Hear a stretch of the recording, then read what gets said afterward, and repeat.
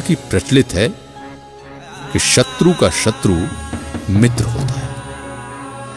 अपनी बेटी के साथ जो हुआ उसका बदला लेने के लिए राजा जयचंद्र ने पृथ्वीराज की बेटी बेला से राजा परमाल के बेटे राजकुमार ब्रह्मा का बलपूर्वक विवाह करवा दिया। लेकिन इस विवाह के संपन्न होने के बाद पृथ्वीराज की सेना वहां पहुंच गई और बेला को लेकर वे दिल्ली चले गए।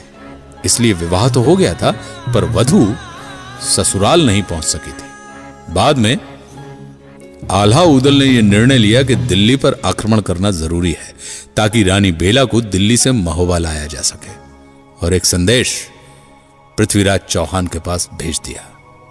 पृथ्वीराज चौहान ने युद्ध की चुनौती स्वीकार कर ली।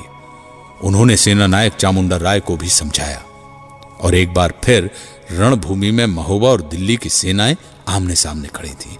देखते ही देखते दोनों पक्षों ने एक दूसरे पर घनघोर आक्रमण कर दिया और घमासान लड़ाई शुरू हो गई। कहते हैं कि भारत के इतिहास में ऐसा युद्ध पहले कभी नहीं देखा गया था। हाथी, घोड़े, तलवार, भाला, ताशे, नगारे, लोग आज भी इस युद्ध की तुलना कुरुक्षेत्र के युद्ध से करते हैं। बहरहाल लड़ाई करते हुए उदल पृथ्वीराज के सामने पहुंच गया और दोनों के बीच घमासान युद्ध हुआ और पृथ्वीराज घायल हो गए। पृथ्वीराज को बचाने के लिए चामुंडा राय आदि वीरों ने उदल पर एक साथ कई तरफ से मिलकर हमला कर दिया। इतने सारे लोग एक साथ प्रहार करने लगे, लेकिन उदल ने भी घुटने टेकना नहीं सीखे थे। उदल आज अपने पूरे शबाब पर था और घोड़ा बिचला था उदल का, जिसमें बहे हजारों ज्वान और आधी जमुना में पानी बहे, आदि बहे रकत की धार। एक को मारा दुई मर जाए, तीसरा खौफ खाए मर जाए, और मरे के नीचे जिंदा लोग गहू पर लोथ नहीं लटकाए। उदल पर आज भैरवी सवार थी।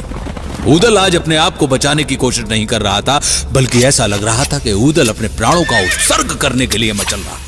उदल लगातार एक के बाद एक चामुंडा राय और उसके सैनिकों को ऊपर प्रहार करते रहे। चामुंडा राय बहुत घबरा गया था और उसने बदहवास होकर